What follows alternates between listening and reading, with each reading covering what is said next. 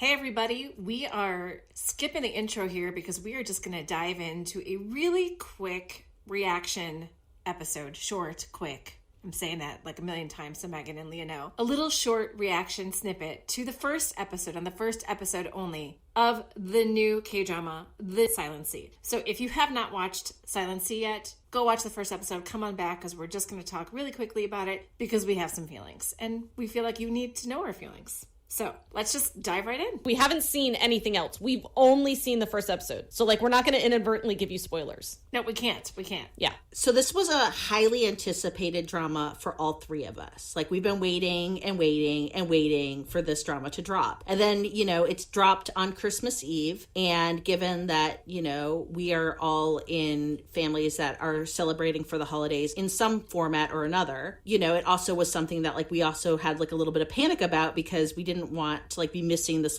epic drama and have the world watching it. So we quickly were let's just at least watch one. And then we all came to our group chat having watched episode 1, and what became very quickly apparent was we didn't all feel the same way, yet we really believed that everyone else felt the same way we did.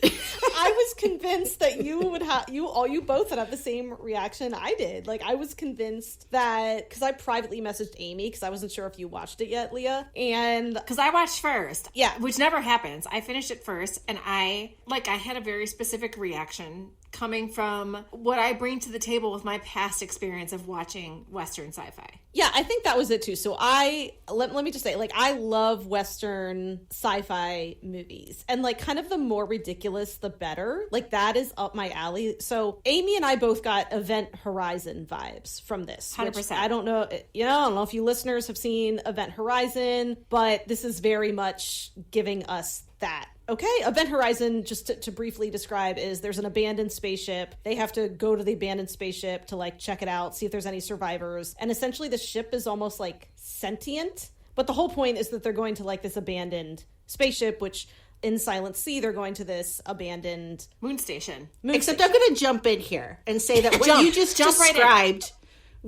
described was a coherent... Yes. I don't know how thoughtful this movie is, but okay, you just sold me on what a movie is. That had a plot. Okay. So let's just say episode 1 in The Silent Sea, we are brought together, it's the usual suspects. They've gathered folks from disparate places to go on this mission. They sit them down and they're look, there's this thing that's up on the moon in this abandoned spaceship. And Space station, sorry. And you gotta go get it. And someone's well, what is it? And they're we don't know. And then it's well, but what do you mean you don't know? Okay, it's very dangerous. There's 3. We just need 1. We don't know anything else. And then we just see Gong Yu's character be well, that's fine. That's all we need to know. We do what we're told. You need a thing? We do what we're told. Yeah, we do what we're told. And you need a thing. You don't know why you need the thing. I'm mostly sure they know what the thing is and they're not telling them. But it was just I was watching it with my husband, and I have to say that we were the Muppet critics. Sitting there, because at that point I was trying really hard to be in it because I was already out. I was out, and I'm going to say why I was out already, but at that point I was trying, and he's are you telling me that the premise is they got to just get the thing? I'm yeah, it's a sample. That's exactly. It's a sample. They just need.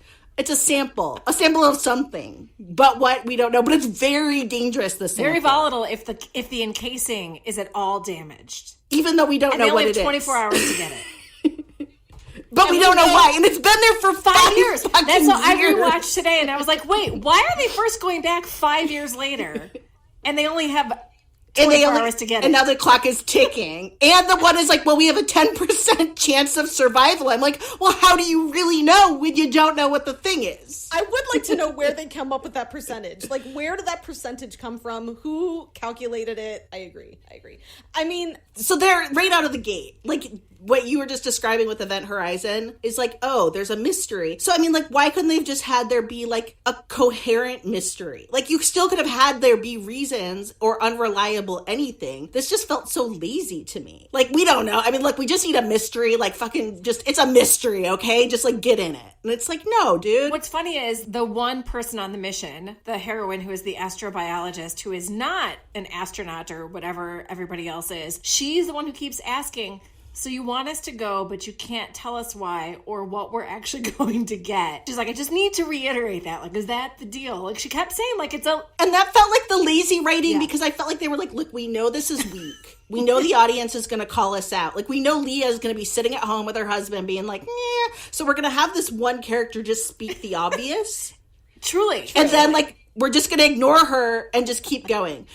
But, okay, let's just back it up a couple of things. Okay. So we start the drama with something I hate, which is high stakes. A spaceship is falling apart like a 3-year-old is bashing a Lego set to pieces. We don't know any of the characters at this point. We don't really give a shit who they are. They're just people in a plummeting spacecraft. And then they hit the moon. End up at the end of this big canyon. I mean, visually, look, Netflix money comes into play. It looks good. And then we go back down to Earth. It's like the rewind of like, okay, now that we've got your heart pumping, let's take it back in time to how did we get here? But then the premise is actually very good, which is that like Earth is fucked. There's no water. People are having to like ration out water. I was like, you didn't need to sell us on this like moment of adrenaline and then like bring us back in time. Like what you had was fine. And so I just felt like, again, that set me up to be suspicious because I'm like, when you have to try to like hype me for action, like I'm scared there's like not enough going on that you're just having. It was like how Twilight started, like the very beginning of Twilight was like her about to get murdered. And then it's like, oh, time gap back. And I felt like this reminded me of that. And I never like that. I honestly normally don't like that, but I actually really liked it in this. I did. I loved the whole crash, the man who's injured, and then I love that the astrobiologist, the doctor, is lying. So she's like upside down, and then she gets out of her restraints and falls down, and she kind of obviously like hits the bottom of the, I guess the top of the rocket. I'm just gonna call it a rocket, and she's kind of just lying there, and then her fingers touch the water, and she says, the water is leaking. And that was like, I don't know, I really loved that, because even though I didn't quite know how important the water thing was, I don't know, I loved that whole scene. But then we have really the whole scene again later. Like, it's not like later we have to sit through the entire thing again. And it's like, you know what, just let us wait the 15 minutes it's going to take to get to the fucking crash again. It's totally fair. Like, I really kind of liked it. That's my least quibble, I will say. Like, this is like, if I'm going to wag a finger, this is not where I'm coming to wag the finger. So let me say my biggest quibble. Like, I enjoyed the action in the beginning. I didn't know the water implications.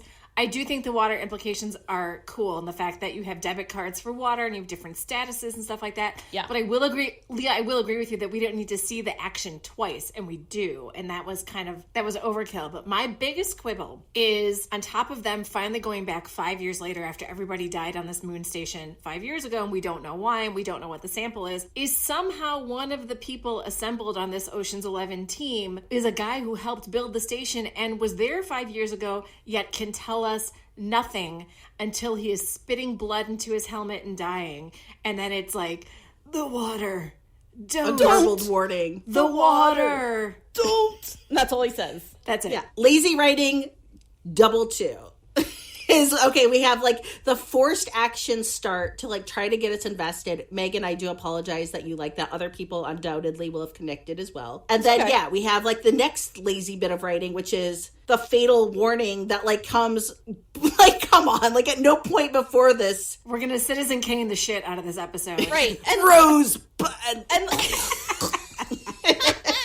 so here's the thing, and Amy and I kind of talked about this. So I have seen a lot of American sci-fi movies, and none of them are, I would say most of them are not fantastic writing. So maybe like my bar is just really low, and that's the thing. So I've seen like the Resident Evil movies, which make almost no sense, are retconned in the later movies, like, you know, all kinds of stuff is weird. I don't care because she's like kicking dog zombies, and that's like, I'm a simple person, that's all I need. I love Pitch Black and the Chronicles of Riddick with all my freaking heart. I will say those plots are pretty simple, so it like most of it makes sense. But there's so many, in most, I would say most sci-fi movies, there is lazy writing.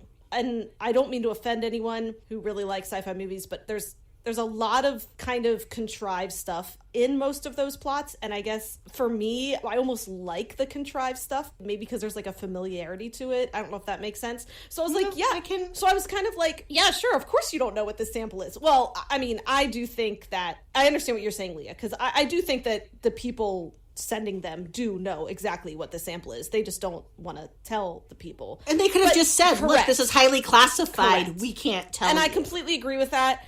I'm interested to see where it goes, but again, I do think sometimes those contrived plots almost like make me happy, and that's crazy because like we talk about these dramas from like a writer standpoint, and I shouldn't, but that's basically what I gotta say about that. Let me just go to where I felt like I knew that I was going to have an issue with the drama, an unexpected issue, because I was like, again, very highly anticipatory of watching this. It was when the character who is the team lead, he was in Squid Game, comes and he's assembling the Avengers, right, to go to this, I think Ho Sung-tae, I think is his name. Yeah.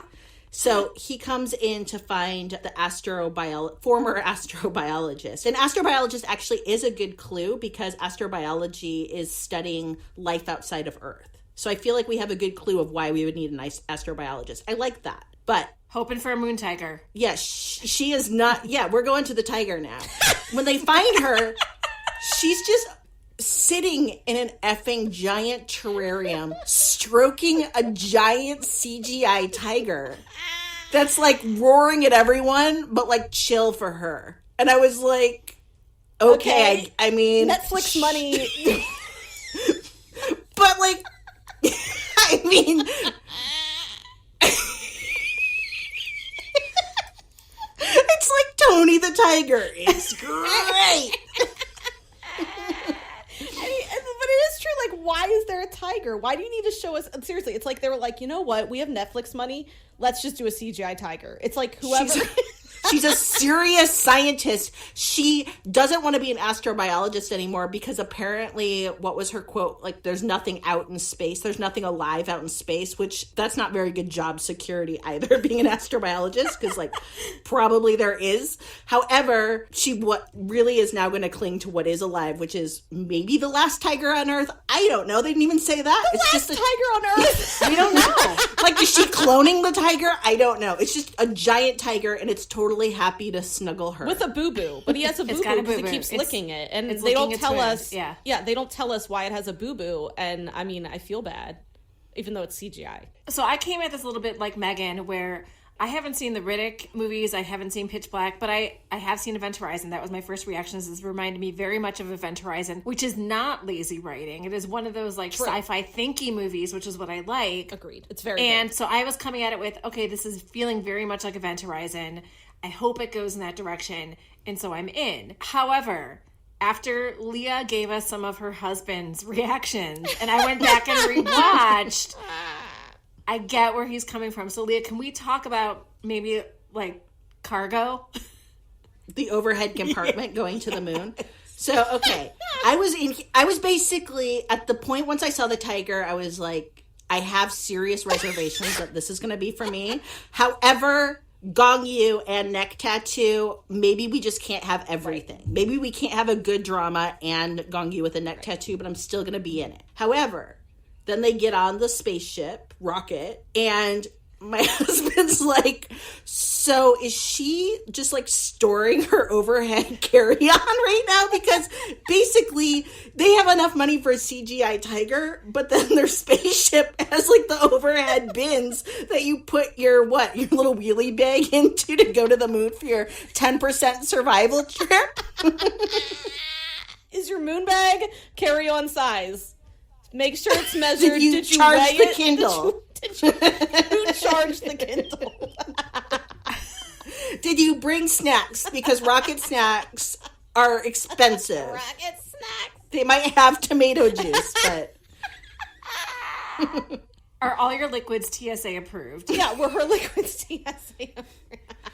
So, I mean, as soon as he said that, I couldn't unsee that it was basically the inside of an airplane, but yet it felt like it was meant to be this awesome rocket ship, but no, just didn't. Then the rocket ship just falls apart for no conceivable reason. I do want to talk about that. Right when they get there. I do want to talk about that, because that thing broke like a play school toy. Like, there was no reason. Like, it wasn't like, there wasn't some like weird situation that happened, like they didn't hit a meteor. Like, there's a lot of things you could like do in space, like throw a rock hits throw a meteor at it. Just broke. But instead it just like wasn't built properly, and it just broke. And I'm like, wow. And it broke the minute that they were like able to land too. It's not like it, and there was no like build up as they're crossing like the emptiness of space where they're watching the gauges like, oh no, can we? Just like a piece fell off.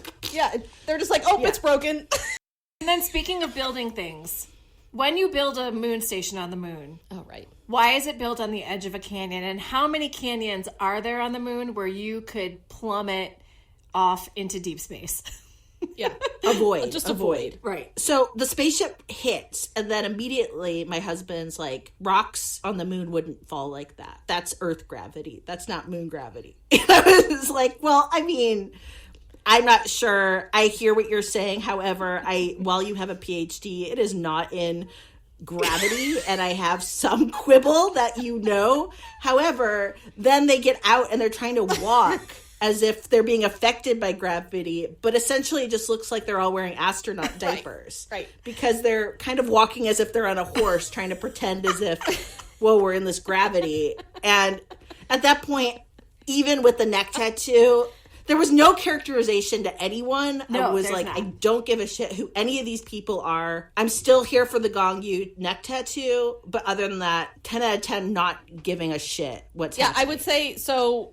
And like, again, I know they have Netflix money, but there was definitely not weightlessness in the rocket. Like, Gong Yu was definitely on a harness.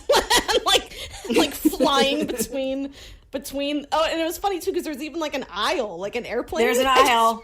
There is an aisle. And there's like seats, two seats on, like, who gets the aisle seat anyway. So like he was definitely on a harness. Like, it was really obvious, as like we've seen obviously sci-fi movies where it's clear weightlessness, because they like, I don't know, do that whole plane trick and are able to even OK Go in a music video can do the weightlessness plane trick, but not in a Netflix movie. And here's the thing, is Gong Yu is not just eye candy. He's a very good actor. Right. And even in Squid Game, when he had the smallest cameo, he's shown so much that for people who had never encountered the magic of Gong Yu, folks were still going, who is that? And in this, I felt like it was very flat. There was nothing to do. His presence is wasted in this first episode, for sure. Yeah. Completely.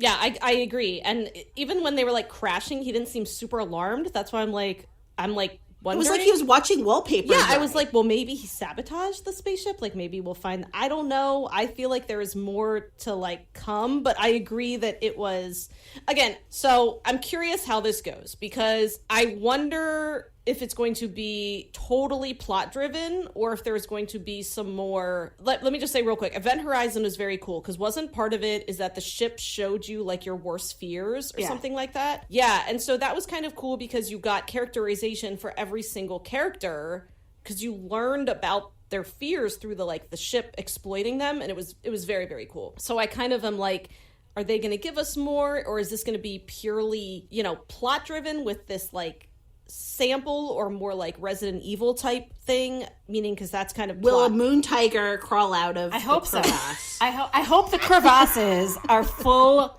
of moon tigers. That's what the sample and is. She tames them all. She comes out and they're all like, the sample is a moon tiger. The sample is moon tiger blood. And she holds it above the canyon. Oh my gosh. And that's where we're gonna end this, everybody, because we're watching this entire drama, and we will be back with an entire deep dive, but we just had to get our first thoughts out there. We thank you for listening. Happy New Year. Please let it get better. Yeah, we're all hoping it gets better. We'll see. Wait, right now I would give it a 1.5 out of 10. Okay, I liked it, and I would give it an 8 out of 10. I'm ready to go. They almost lost oxygen. They're in this. I love the last 10 minutes. Yeah, I love it. The last 10 minutes were badass. They're in this abandoned space station. I can't wait for crazy shit to happen. Yeah, it was intense, and I wanted to continue getting intense, but I do want some internal story. I don't want it to be all external. I agree. But I really do hope things just get full on bonkers. I'm ready for it. Full on bonkers, moon tiger. Imugi. I want Imugi eggs popping out of their Here's mouths. hoping. Here's hoping. If we can make anything happen, all right. It's going to be Imugi eggs. Thanks, everybody. We'll see you soon. Right. Annyeong. Kamsahamnida. Thank you for listening to Afternoona Delight. Make sure to subscribe for more great K-romance conversation.